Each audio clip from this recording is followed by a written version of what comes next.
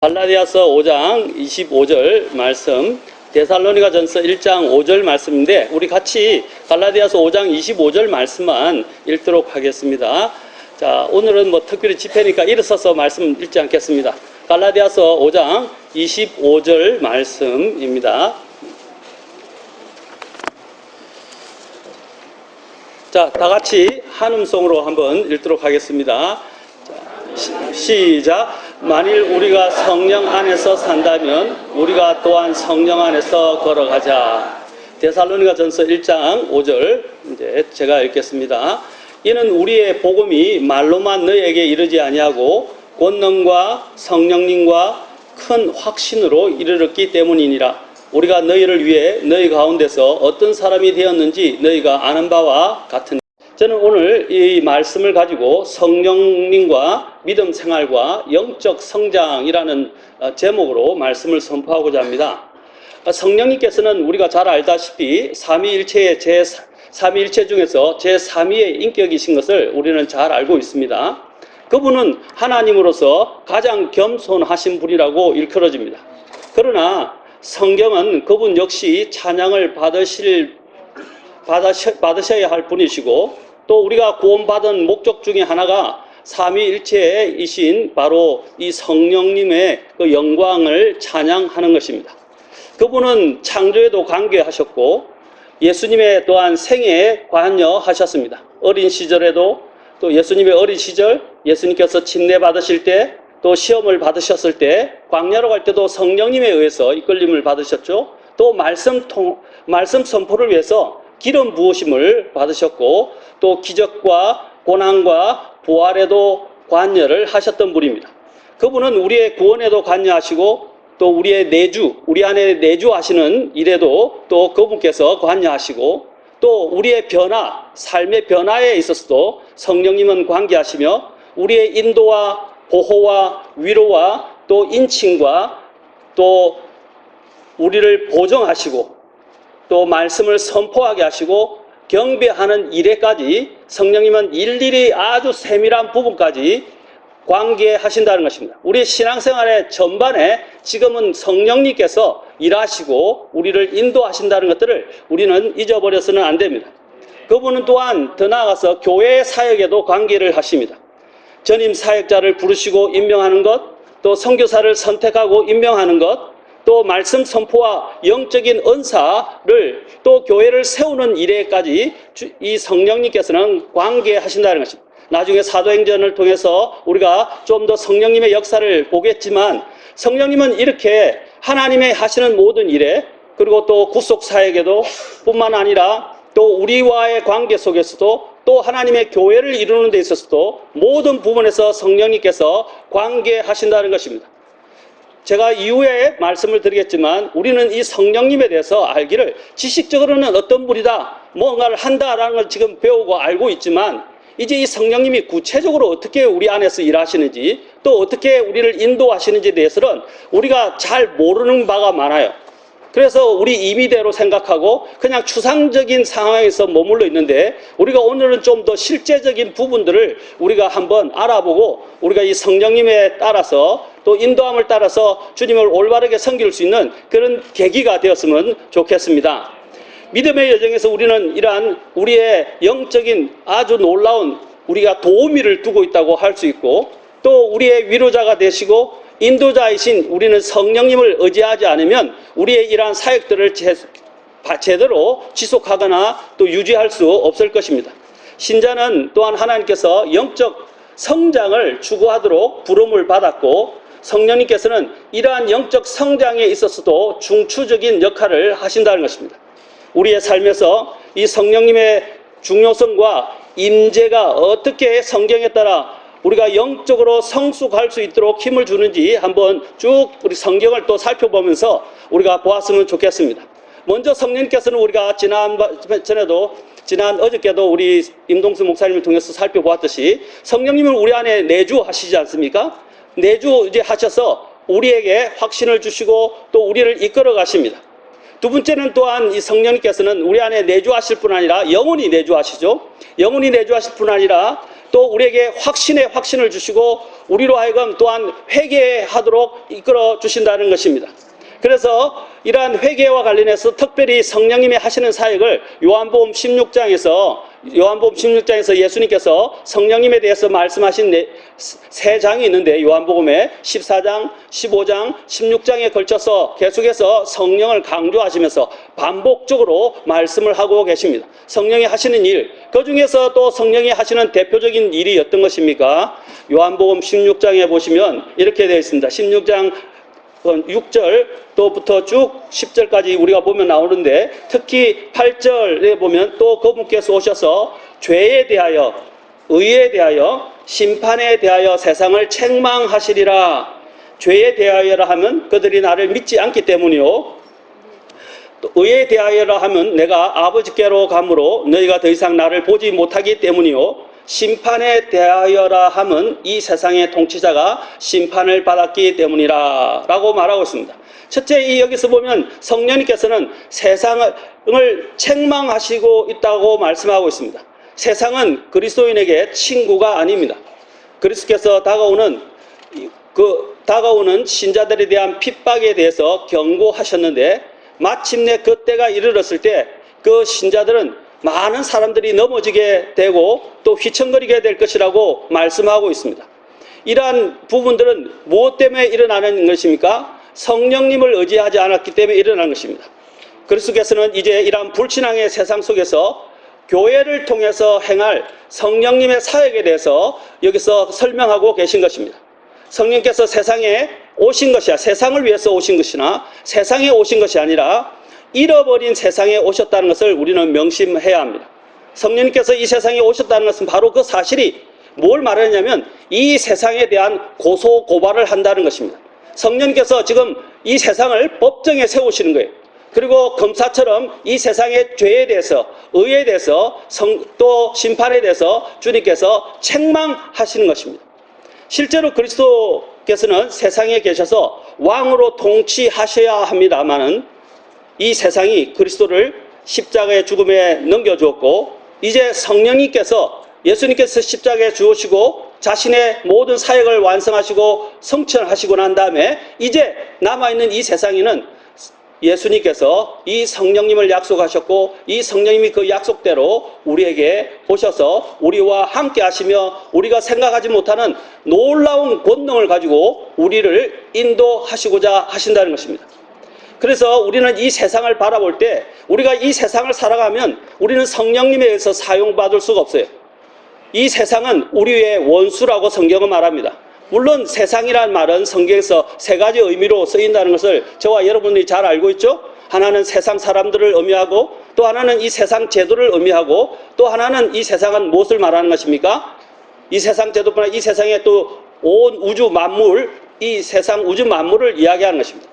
여기서 말하는 또한 세상은 뭐냐면 바로 사탄이 관장하고 통치하는 세상을 이야기하는데, 고린도전서 7장 31절에서는 이 세상을 이용하는 자들은 그것을 남용하지 않는 자들 같이 하라. 어떻게 하라고 말하고 있죠?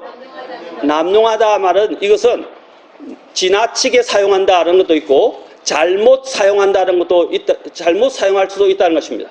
그래서 지나치게 사용한다든지 또 잘못 사용한 오용할 수도 있다는 것입니다.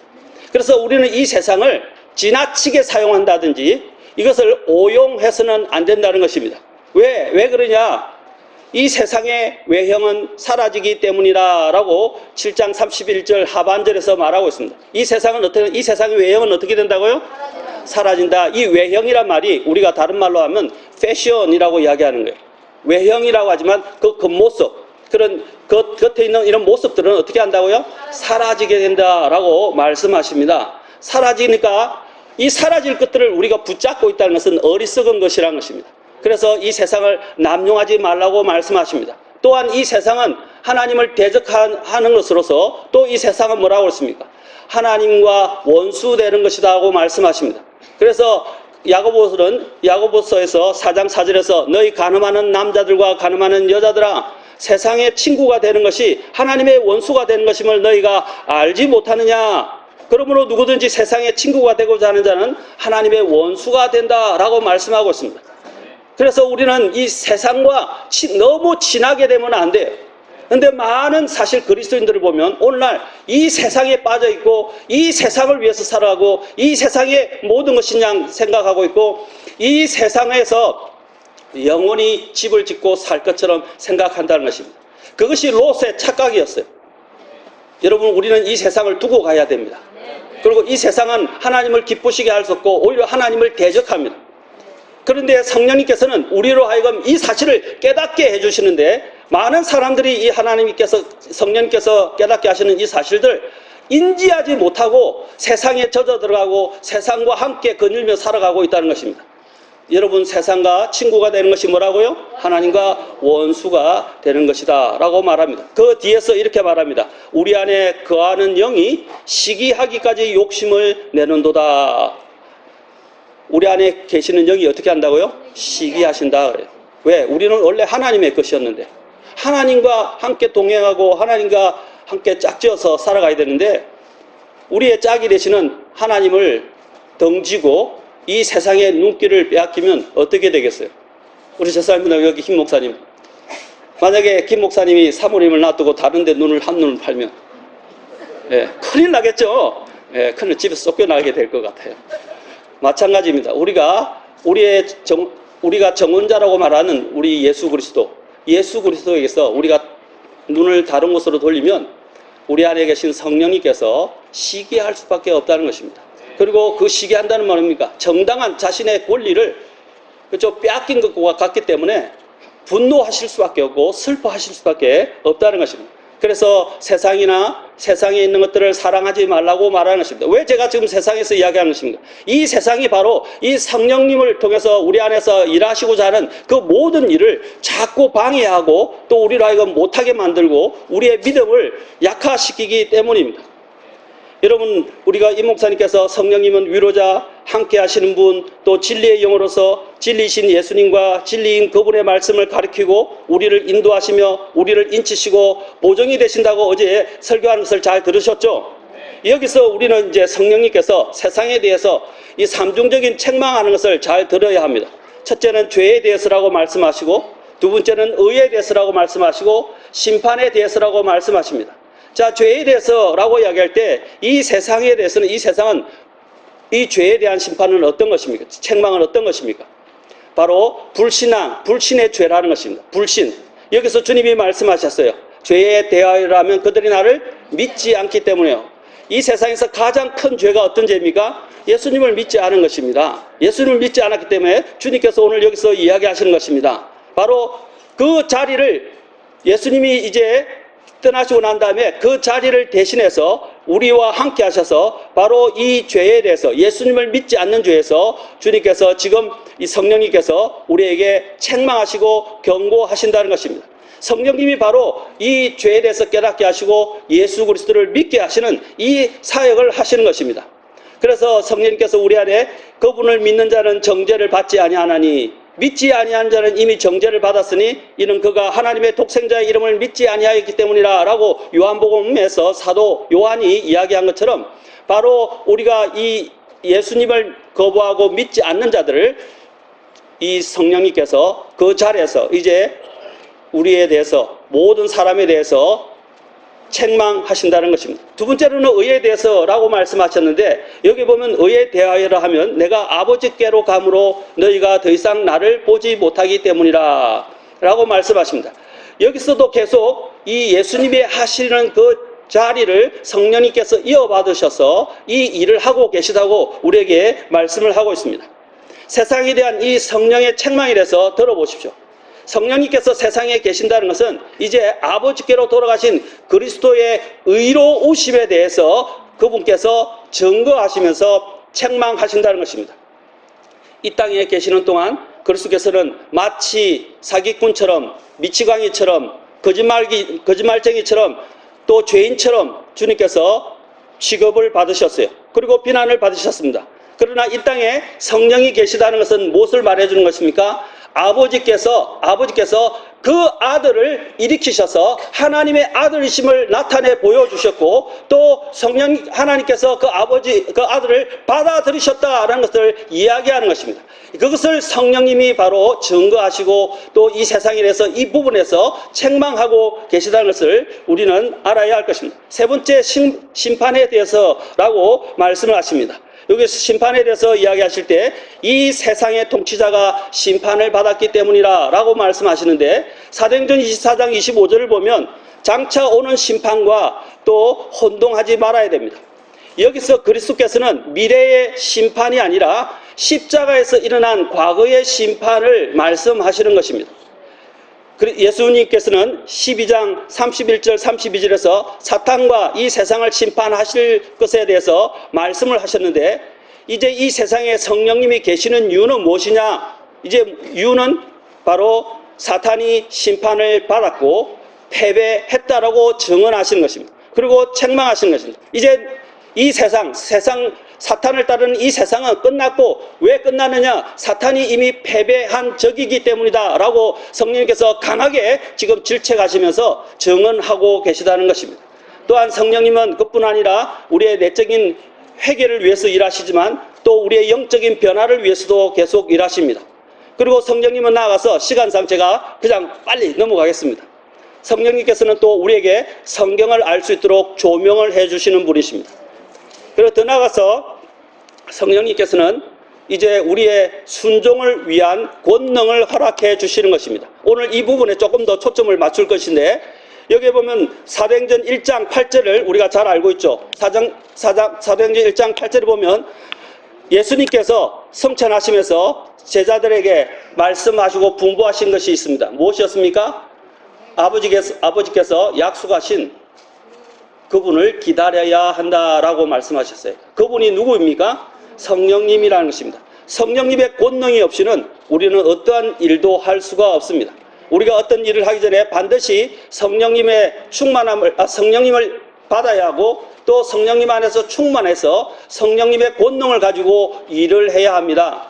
성령님의 권능 없이 일하는 것은 무엇입니까? 내 육신으로 일하는 것밖에 안 돼요. 육신으로 일하는 것입니다. 갈라디아에서 사도 바울이 뭐라 그랬습니까? 너희가 성령으로 시작했다가 육체로 끝마치겠느냐라고 말했습니다. 성령으로 시작했다가 육체로 마치는 사람들이 많아요. 오늘날 우리가 신앙생활 할 때 이 자신의 육신의 힘으로, 육신의 지혜로, 또 육신의 능력으로, 육신의 경험을 가지고 일하는 사람들이 많이 있습니다. 주님께서는 반드시 우리가 하나님의 일을 할 때에 성령님을 힘입어서 성령님의 권능으로 일해야 된다고 말씀하고 있습니다. 그래서 이 하나님 앞에 우리가 순종할 수 있는 이 능력은 내 힘으로 되는 것이 아니에요. 물론 내 의지도 포함되지만 내 안에 성령님의 이끌림을 받지 않는다면 우리 안에서는 육신의 일들만이 아주 그냥 난무하게 될 것이고, 이제 하나님을 섬기는 데 있어서도 오래 가지 못하고 지속적이지 못하게 될 것입니다. 성령님이 계실 때만이, 내 안에서 역사하실 때만이 우리가 그 일을 하는데 힘들지 않게 일할 수가 있어요. 그런데 내가 하려고 하니까 모든 일이 힘들어지는 거예요. 성령님께서는 의사결정하는 데 있어서도 마찬가지입니다. 항상 성령님이 개입하셔서 그렇게 우리가 의사결정을 하는데도 의사결정을 할 수 있어야 됩니다. 나중에 그 사례를 사도행전 13장을 통해서도, 또 사도행전 다른 곳을 통해서도 잠깐 살펴볼 것입니다. 또 성령님께서는 우리의 기도와 중보 기도에도 관여하신다는 것입니다. 성령님께서는 어떻게 하십니까? 우리의 연약한 가운데서 우리가 정말 말할 수 없는 탄식으로 우리를 위해서 중보 기도하시는 분이십니다. 또 중보 기도하실 뿐 아니라 하나님의 뜻이 무엇인지를 가장 잘 아시는 분께서 우리로 하여금 그 하나님의 뜻이, 최상의 뜻이, 바른 뜻이 무엇인지를 알게 하시고 그 뜻에 따라 이제 또한 기도하게 하시며 또 일하게 하신다는 사실입니다. 성령께서는 우리를 위해서 중보, 우리의 피로, 우리가 정말 구할 것들을 알지 못하는 부분에서까지 우리의 필요를 아시고 우리를 위해서 중보하실 뿐 아니라 이제 우리가 그 성령님 안에서 이제 기도하는 법을 배우게 하시고 성령님 안에서 인도함을 받고 성령님 안에서 살아가며 성령님 안에서 걸어가도록 인도하신다는 것입니다. 그래서 오늘 본문이 뭐였어요? 성령 안에서 살면 성령 안에서 걸어가라 라고 말하고 있는 것입니다.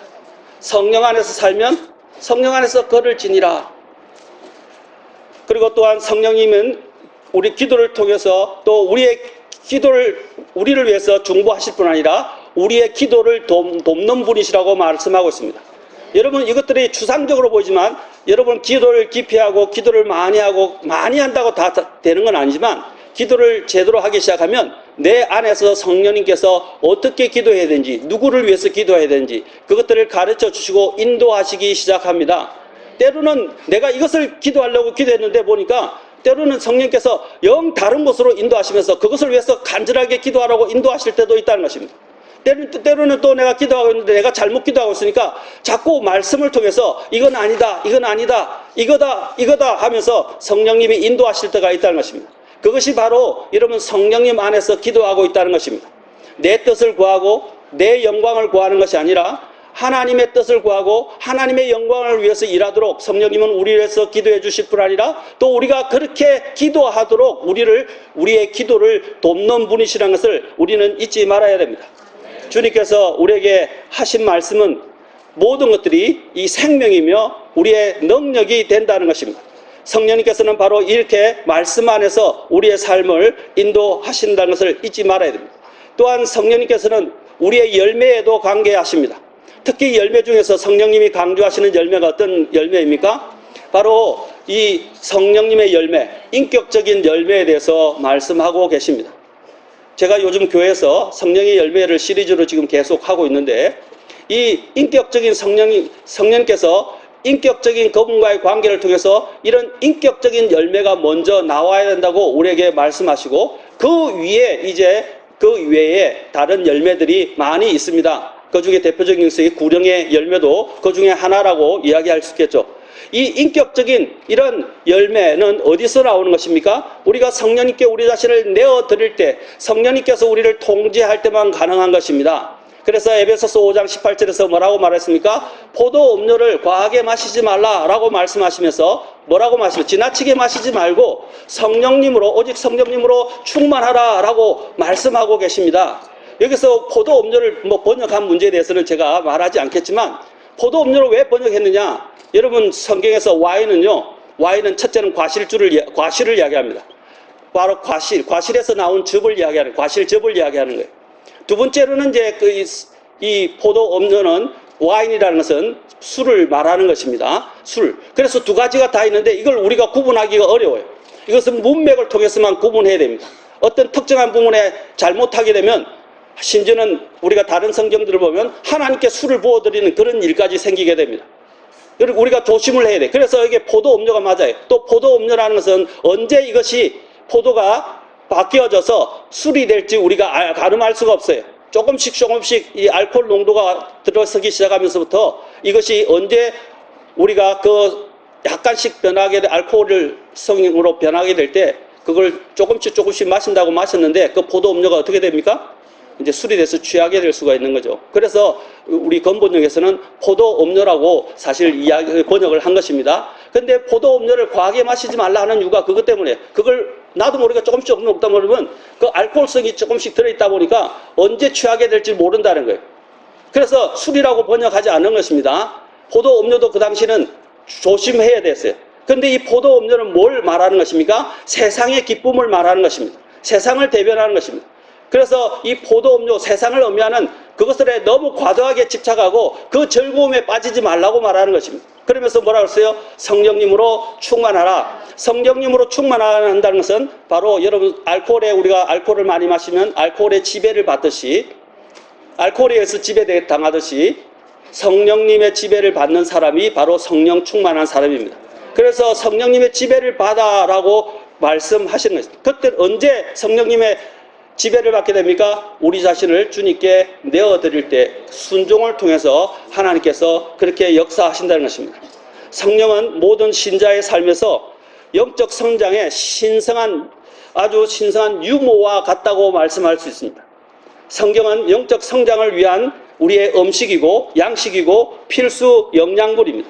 그런데 성령은 뭐라고요? 이것들을 통해서 우리를 먹이시고 우리를 성장시키시는 유모와 같은 분이 바로 영적인 유모와 같은 분이 바로 이 성령님이십니다. 우리는 성령님의 내주하심, 성령님의 확신과 또한 회개의 인도하심, 또 변화, 조명, 순종의 권능, 중보기도, 성령의 열매에 대해서 살펴봤는데 이 모든 것들이 영적 성숙을 위한, 영적 성장을 위한 여정의 필수적인 측면이라는 것입니다. 그래서 우리가 이러한 부분들을 소홀히 하게 되면 나중에는 지쳐서 인간적으로 가다가 육체로 모든 것들을 완전하게 하고자 하는 이러한 인간적인 모습으로 전락하게 된다는 것입니다. 그러므로 우리는 어떻게 됩니까? 항상 성령 안에서 시작했다면 성령 안에서 아까 이야기한 대로 살아야 되고, 성령 안에서 살고자 한다면 성령 안에서 걸어가야 된다는 것입니다. 그러지 않는다면 우리는 우리의 영적인 모든 패턴을 잃어버리게 될 것입니다. 사도행전에서 성령님의 역할과 역사를 한번 보도록 하겠습니다. 사도행전에서 성령님의 역할과 역사를 보면, 여러분 사도행전을 뭐라고 말하고 있습니까? 사도행전을 우리가 사도행전이라고 이야기하지만 또 어떤 분은 누가행전이라고 말합니다. 누가가 기록했기 때문에 누가행전이라고 말합니다. 또 사도행전을 어떤 분은 또 바울을 중심으로 대부분 다 기록됐기 때문에 바울행전이라고 부르기도 합니다. 또 어떤 분은 이 안에서 말씀의 흥황과 역사가 있기 때문에 복음을 선포하고 말씀을 선포해서 사람들이 변화되고 구원받고 또 교회가 더 성황하는 것을 통해서 말씀 행전이다 라고 이야기하고 또 복음 행전이다 라고 이야기하기도 합니다. 그러나 오늘 내용의 핵심은 무엇입니까? 바로 이 사도행전은 성령님의 역사와 더불어 시작돼서 성령님의 이끌림을 받은 사람들이 하나님의 일들을, 또 하나님을 섬기는 일들, 복음의 일들, 선교의 일들을 감당해내고 있는 부분들을 여기서 제시하면서 우리에게 보여주고 있다는 것입니다. 성령님이 없이는 바로 복음의 사역과 선교 사역들이 다 무익한 것임을 이야기하고 있는 것입니다. 그것이 사도행전이 말씀하는 거예요. 그래서 우리가 성령님에 의해서 지배를 받고 성령님으로 충만해서 하나님의 일을 하는 것이 얼마나 중요한가를 여기서 말하고 있습니다. 우리의 사역에서 성령님을 빼놓고는 아무 사역을 우리가 논해서는 안 된다는 것입니다. 여러분은 정말 성령 충만하십니까? 지금 여러분들이 섬기고 있는 모든 것들이 성령에 의해서 이끌림을 받아서 하고 있는 것입니까? 아니면 내 육신의 힘에 의해서, 내 육신의 또 능력을 가지고, 내 육신이 받은 달란트를 가지고 그렇게 하고 있습니까? 아니면 내 육신을 어필하려고 이 일들을 하고 있습니까? 앞에 나와서 아까 찬양들 많이 하셨죠? 또 저기서 피아노 반주도 하셨죠? 또 여러모로 다른 일을 섬기고 있죠? 육신의 힘으로 하는 것입니까? 성령님에 의해서 하는 것입니까? 우리 안에 동기를 살펴보면 그것이 육신에 의해서 나온 것인지 정말 성령님 하나님에 의해서 하는 것인지 우리가 알 수 있어요. 우리는 알 수 있어요. 그런데 우리가 그것을 너무 많이 무시하고 또 그것을 듣지 않으려 한다는 것입니다. 우리 속에서 성령께서는 내가 하고 있는 것이 나를 의지해서 하는 것인지 아니면 정말 내 육체를 의지해서 하는 것인지 알고 우리에게 말씀하시는 분이세요. 여러분 성령이 사도행전에서 보면 주님께서 뭐라고 했어요? 아버지께서 보내실 성령을 받기까지 기다리라 라고 말씀하시고 사도행전 1장 8절에서 뭐라고 하셨습니까? 오직 성령님이 너에게 임하시면, 그렇죠? 너희가 이제 온 곳으로 가서 하나님의 이 말씀을 땅끝까지 전하라 라고 말씀하셨죠.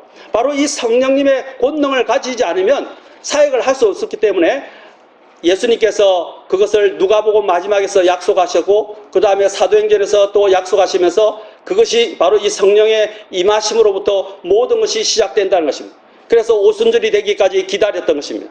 그래서 오순절날 성령께서 임하시고 그 성령에 의해서 이제 사도들이 본격적으로 복음을 선포하면서 하나님의 일들을 하기 시작했다는 것입니다. 그래서 이 성령을 우리가 소홀히 여기면 안 되네. 사도행전의 역사는 바로 이 성령님의 인도하심과 역사였다는 것을 잊어버려서는 안 됩니다. 더 나아가서 또 성령께서 어떻게 하십니까? 그 정인의 삶을 살게 하시겠다고 하셨습니다. 그 정인의 삶을 살게 하는데 우리는 권능이 필요해요. 나의 권능이 아니라고 그랬어요. 성령님의 권능이, 그렇죠? 그 권능이 바로 그 사람으로 하여금 땅끝까지 이르러서 복음을 전하게 한다는 것입니다. 많은 선교사들이 선교에 헌신을 했어요. 그런데 통계해 보니까 요즘 현대 선교사들이 헌신을 했는데 특히 중국 같은 데나 이런 제3지대에 가서 헌신을 했는데 얼마 있다가 얼마 견디지 못해서 다 돌아온대요. 다 돌아와. 그 다음에는 다시 안 돌아간대요. 선교를 포기해 버리는 것입니다. 왜 그런지 아십니까? 두 가지 문제가 있는 것입니다. 바로 하나님 성령님의 인도하심을 받지 못했기 때문입니다. 두 번째로는 하나님 주님과 또 매일 이런 올바른 관계, 주님과의 관계가 있어야 우리가 힘을 얻게 되죠. 성령님이 나 안에 있어야 내가 그 힘을 가지고 일할 수 있어요. 그런데 어떻게 하면 자기 힘으로 자원을 하고 선교지로 가니까 어려움이 오기 시작하니까 어떻게 모든 걸 포기해버리는 거예요. 그 다음에 그 자신이 부르심을 받았다는 그 부르심도 다 내팽개쳐버리고 돌아가 버리는 것입니다. 여러분, 우리가 사역을 할 때 제일 중요한 게, 이것은 평신도나 또 여기 있는 사역자나 또 여기 부르심을 받은 모든 자나 상관없어요. 중요한 것은 뭐냐면 바로 성령님의 인도하심과 부르심에 응해서 하는 것입니다. 그러면 누가 책임지시는 것입니까? 성령님이 책임지시는 거예요.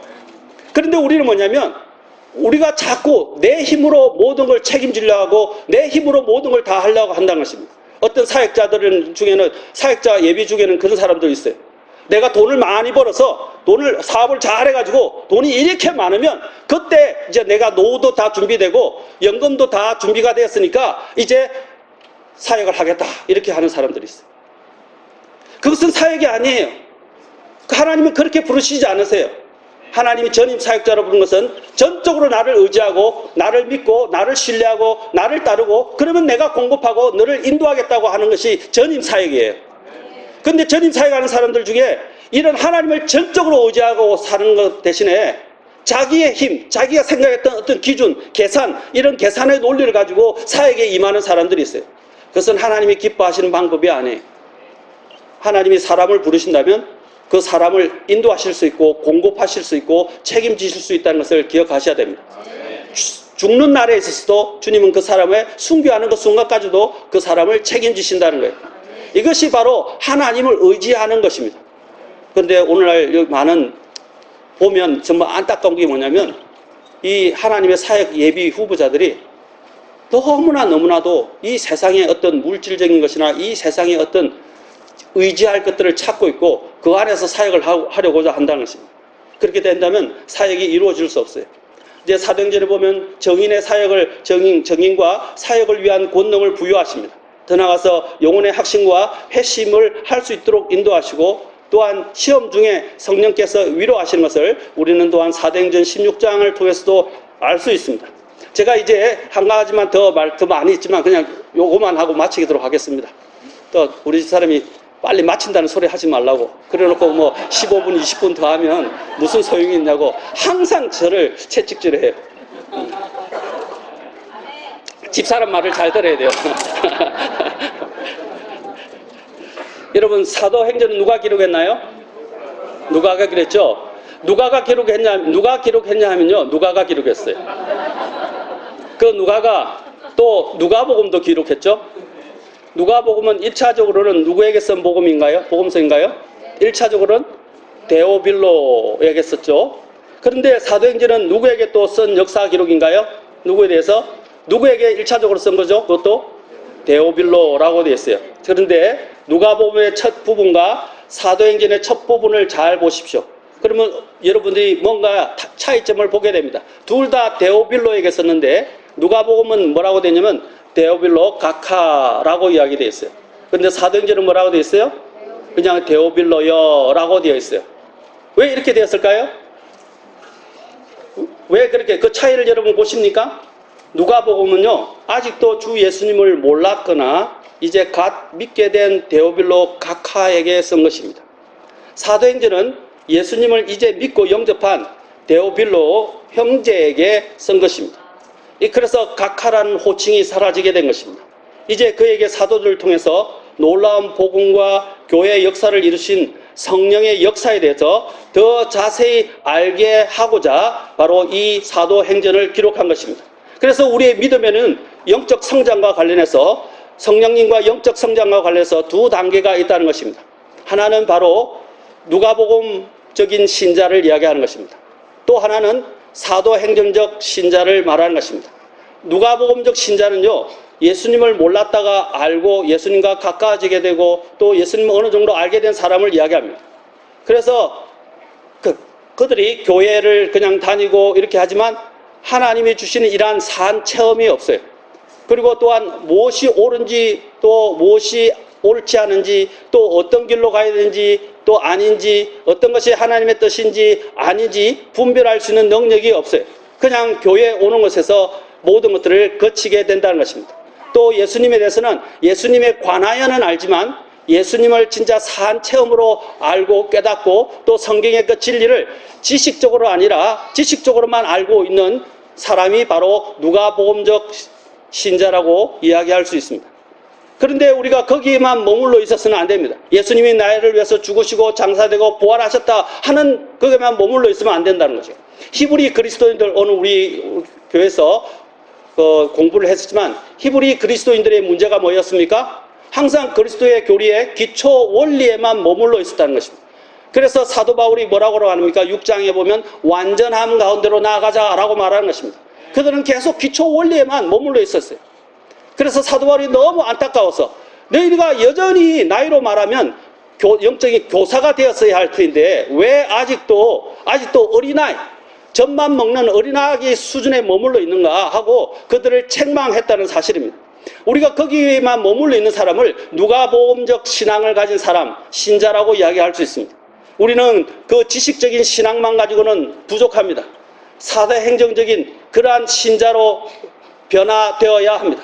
사도행정적 신앙, 신자라는 것은 뭐냐면 누가복음에서 예수님을 만나 알게 된 후에 사도행전에서 성령님을 더 깊이 있게 이제 알고 그 성령님의 인도하심을 따라서 하나님의 사역에 적극적으로 참여하고 그분을 하나님의 뜻에 따라 섬기는 사람을 말하는 것입니다. 다시 말해서 자기 자신을 성령님께 온전히 내어드려서 성령님께서 그 사람을 통해서 역사하시고 모든 하나님의 역사를 끌어가시는 사람, 그 사람이 뭐냐면 바로 사도행정적 신자라고 이야기할 수 있는 것입니다.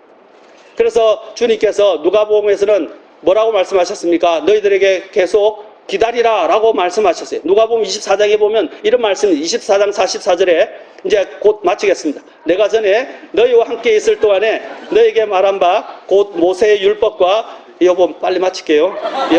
예언자들의 글과 시편에서 나에 대하여 기록된 모든 것들이 반드시 성취되어야 하리라 한 말이 이것들이라 하시더라 라고 말씀하시고 그러면서 그 뒤에 예수님께서 죽음과 부활과 성천 십자가 사건 전체가 이미 오래전부터 모세 때로부터 선지자들을 통해서 시편을 통해서 예언되어 있었다는 것을 가르쳐 주셨습니다. 그리고 그것이 이루어진다고 말씀하셨습니다. 그러면서 주님께서 그들의 지각을 여셔서 성경 기록들을 깨닫게 해주셨고 그 다음에 예루살렘에서부터 모든 민족들 가운데 회개와 제들의 사면이 그의 이름으로 선포되어야 하리라 라고 하셨어요. 그렇게 예수님이 설명해 주니까 그때서야 그들이 이제 깨닫기 시작한 것입니다. 근데 깨달았는데 이제 이 깨달은 것만 가지고 되는 것이 아니에요. 어떻게 해야 된다고 말씀하셨어요? 너희는 일들의 증인이 될 것인데 이 증인이 되기 위해서 뭐라고 하셨습니까? 바로 누가복음 24장 49절에 보면 보라 내 아버지의 약속하신 것을 너희에게 보내리라 라고 하셨어요. 그 약속하신 것이 뭐죠? 성령님. 거기서 바로 사도행전으로 이어지는 거예요. 사도행전 1장 8절에서 성령님의 권능을 받아서 일해야 된다고 말씀하시지 않았습니까? 그래서 높은 곳으로부터는 권능을 입을 때까지 예루살렘 시에서 머물라라고 말씀하신 것입니다. 사랑하는 성도 여러분, 우리는 성령의 도우심과 인도하심을 통하지 않고서는 하나님의 사역을 할 수가 없습니다. 그 사역은 아까 나의 사역이 되어버린 거예요. 그러면 하나님을 영광스럽게 할 수도 없고 하나님과는 아무런 관계가 없어요. 육체는 하나님을 기쁘시게 할 수 없기 때문입니다. 그래서 우리는 성령님의 인도하심을 받아야 되고 성령님께 우리 자신을 전적으로 내어드리고 그 성령님께서 내 삶을 이끌어드리도록 내어드려야 됩니다. 그러려면 어떻게 해야 됩니까? 이제 성령님이 우리를 이끌어 가시는 방식은 간단하게 말씀드리겠습니다. 성령님이 우리를 인도하시는 방식은 첫째, 성령님께서는 우리의 양심을 통해서 말씀하십니다. 성경을 알지 못하는 사람들, 그런 사람들에게 진림을 주고 양심을 통해서 가르쳐 주십니다. 두 번째, 성령님은 무엇을 통해서 우리에게 가르쳐 주십니까? 또한 우리 안에 있는 하나님의 말씀을 통해서 우리를 인도하십니다. 하나님의 말씀을 통해서 인도하신다는 것입니다. 그래서 사도행전에 다 나와 있어요. 성령님은 진리의 성령이기 때문에 진리에 반하는 일을 하지 않습니다. 여러분들이 성령님의 것인지 아닌지를 알려면 어떻게 해야 됩니까? 성경을 보라는 것입니다. 그 성경을 또 보기 위해서는 성령님의 조명이 필요합니다. 그러면 기도하게 되죠. 그러면 성령님께서 어떤 것이 진리인지 가르쳐 주시죠. 그러면 그 진리에 따라 성령님을 섬길 수 있게 되는 것입니다. 세 번째로 성령님께서는 어떻게 인도하시느냐? 여러분의 환경을 통해서 인도하십니다. 사도 바울이 아시아로 가고자 했을 때, 사도 바울이 유럽으로 가고자 했을 때 다 막았죠. 아시아로 가고 될 때 그 길을 막아주셨어요. 그래서 주님께서 어디로 인도하셨어요? 결국 그를 마케도니아로 가도록 인도하셨습니다. 그리고 마케도니아에 있는 사람들의 환상을 보여주셨어요. 이것을 뭘 말하는 것입니까? 성령께서 그 사도 바울이 가고자 하는 그것을 막으셨다고 말씀하고 있습니다. 그리고 그에게 환상을 주셔서 마케도니아로 가서 거기서 복음을 전하고 교회를 세우게 하셨는데, 그 교회가 어떤 교회입니까? 빌립보 교회입니다. 우리가 잘 알고 있습니다. 그래서 환경을 통해서 성령님께서 또 인도하시는 것을 보게 됩니다. 또 성령님께서는 우리 안에 내적인 평안을 통해서 우리를 인도하십니다. 내적인 평안을 주신다는 거예요. 거짓 평안이 아니라 하나님의 말씀의 확정에 대한 평안을 통해서 우리의 삶을 인도하십니다. 이런 걸 통해서 성령님이 우리를 어떻게 인도하시는지 알 수 있습니다. 가장 중요한 우리가 인도하심을 받는 것의 표지는 뭐냐? 성령님이 말씀과 항상 일치하신다는 것.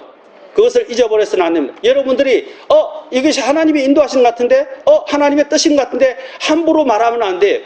그것이 하나님의 뜻인지 아닌지를 어떻게 확정해야 됩니까?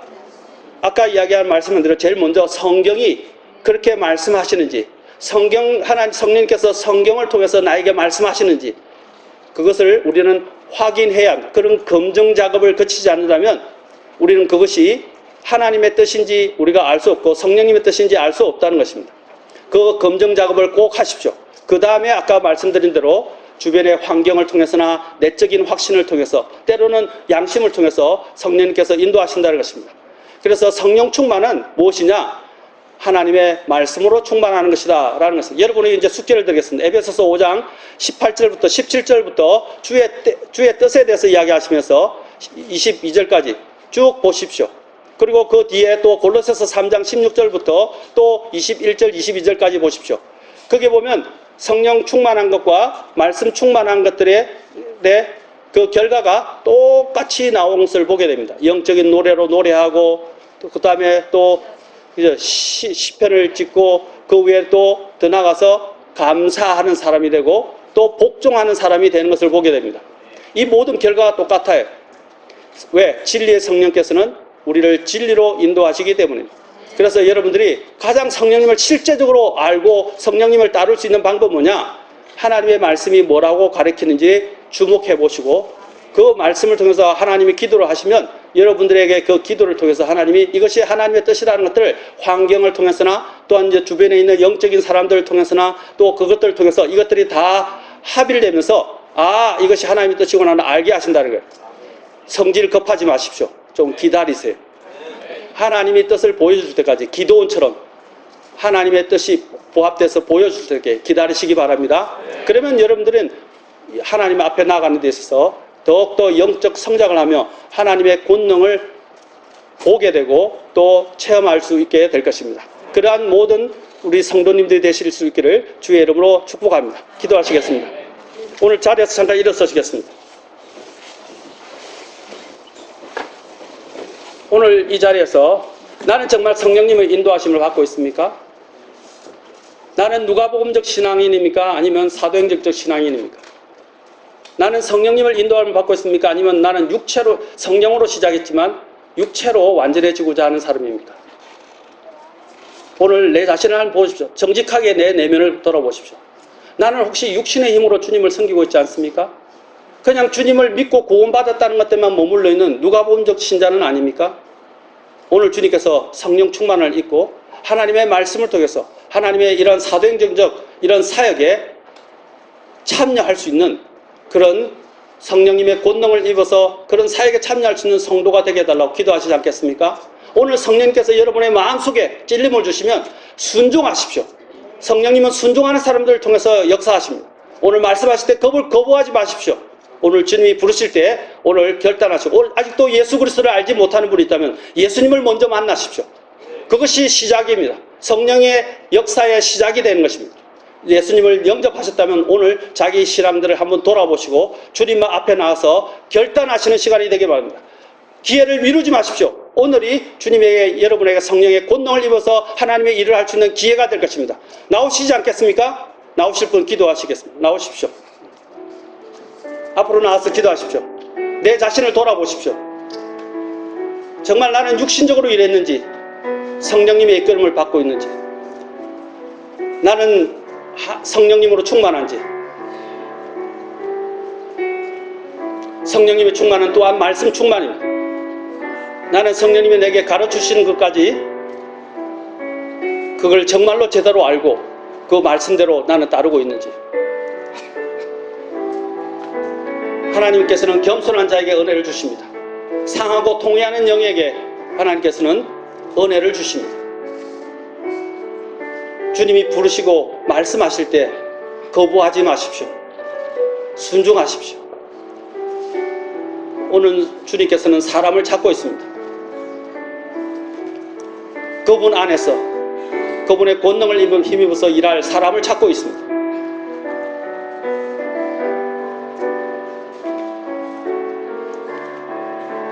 내 인생을 돌아보십시오. 나는 어떤 그리스도의 삶을 살아왔습니까? 아직도 누가복음적 신앙인은 아닙니까? 이제는 사도행전의 그러한 역사에 참여하는, 하나님께서 그런 역사를 위해서 나를 사용하는 그러한 그리스도인이 되지 않겠습니까?